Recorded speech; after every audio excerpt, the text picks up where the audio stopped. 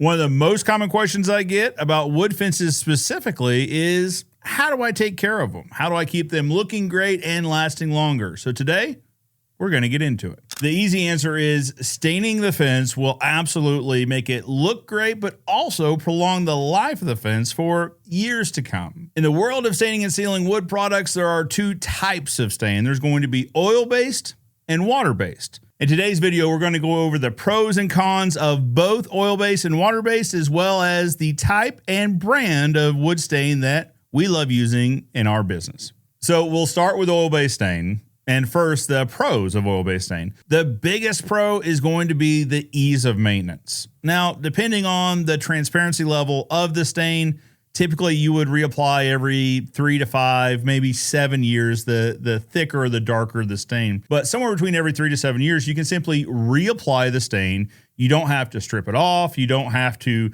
do a lot of maintenance procedures. Now, actually, let's back up. It would be best to clean it, but in terms of the stain itself, really low maintenance. You can simply reapply, re-oil the fence, and you're good to go. In addition to ease of maintenance, another really nice thing about oil-based stains is the majority of them are penetrating stains, meaning that that stain and sealant is actually getting pulled into the fibers of the lumber. We're not just protecting the outside of the lumber, we're protecting the entire product, increasing the lifespan of the product. Now let's talk about the cons of oil-based stain. The first one, probably the biggest one in my opinion, is the fact that oil-based stains are fairly moisture sensitive, meaning that the wood products, the pickets, the rails, the posts, need to have a moisture content generally less than 15%.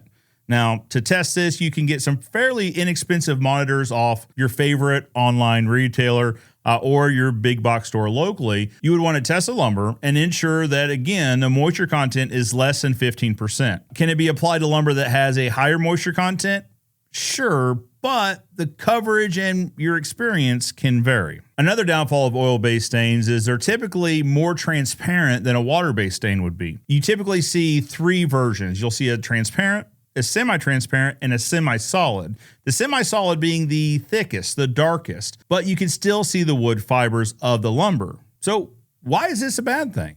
Well, on a new fence, it's not necessarily a bad thing, but if you have an existing fence that say you've repaired recently, there's newer rails, newer posts, or newer pickets, it would be pretty apparent which boards are newer rather than older, because again, the transparency of the stain lets you see the age of the board. It'll be pretty apparent which boards are new and old. So on an existing fence, it may not be the best choice if you're looking for total and complete coverage.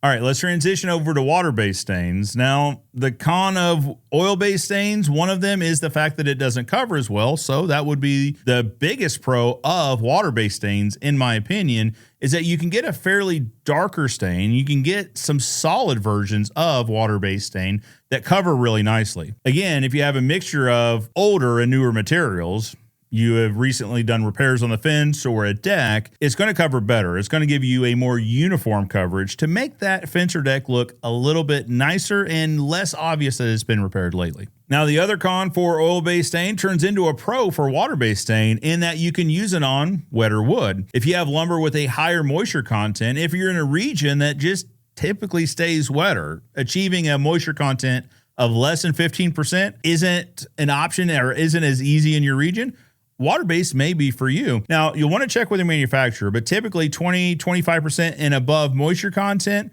are a-okay with water-based stain. Now, the biggest drawback to water-based stain, in my opinion, is the fact that it is a nightmare to maintain. You can't simply reapply. The water-based stains in general are film forming, and you can't simply reapply layer upon layer. Well, you can, but it's likely going to lead to cracking and peeling stains, just really uneven coverage. To do it right, you've got to strip the entire product off the lumber, clean the lumber, and then wait for the lumber to dry, at least to a 20-25% moisture content, and then reapply the water-based stain over it. It is a lengthy product, and lengthy most often also equates to expensive. You're buying additional chemicals. The chemicals aren't the easiest to work with. As I said, the maintenance can be a bit of a nightmare. Another con of water-based stain is the fact that they are a film-forming stain. Again, this makes them more likely to crack, chip, and peel, just really unsightly when it comes to the lumber's appearance, but also because it's film forming, it actually seals whatever is in that lumber in there. If the lumber has been up for a while and isn't properly cleaned, you could be sealing in some nastiness inside that, some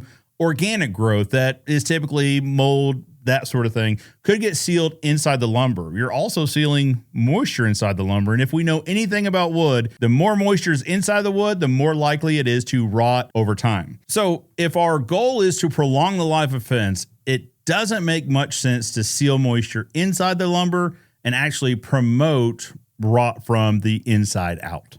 All right, so while we're weighing the pros and cons of each and deciding which type of product to use in our business, the oil-based stains just really repeatedly showed themselves better than the water-based stains. They look nicer, they last longer. Again, the maintenance is so much easier. It's so easy that our customers can maintain it without having to have a contractor to come in, strip off the old, reapply the new. And it's nice that it also continues to moisturize and nurture the wood as long as the product's maintained. But when it comes to oil-based stains, there are a lot of quality options. So we really had to weigh pros and cons. Cost is one of them, quality is another. Overall value really comes into play here.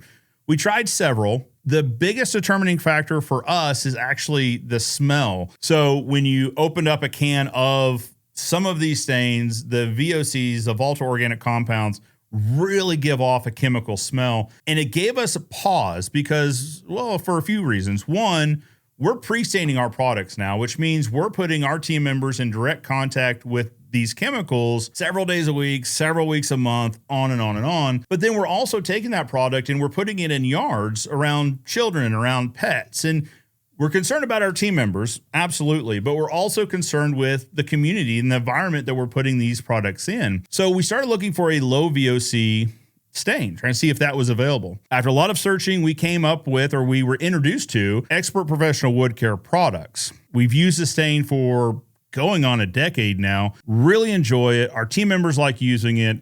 The VOCs are low, which means that there's not that harsh chemical smell. It's really easy to use. It's really easy to clean up. Overall, it's a great product. I encourage you to do your research, but while you're doing that research, check out the Expert Professional Wood Care line of products. In conclusion, water-based and oil-based stains both have their pros and cons. For us using it, it was oil-based stain produced by Expert Professional Wood Care products. Really like the stain? I think you will too. If you've got any questions or comments about the stain or about staining process, leave them in the comments below. I always love interacting with you guys in the comments section. For now, Joe Everest, the fence expert, reminding you that good fences make good neighbors, and I'll see you next time.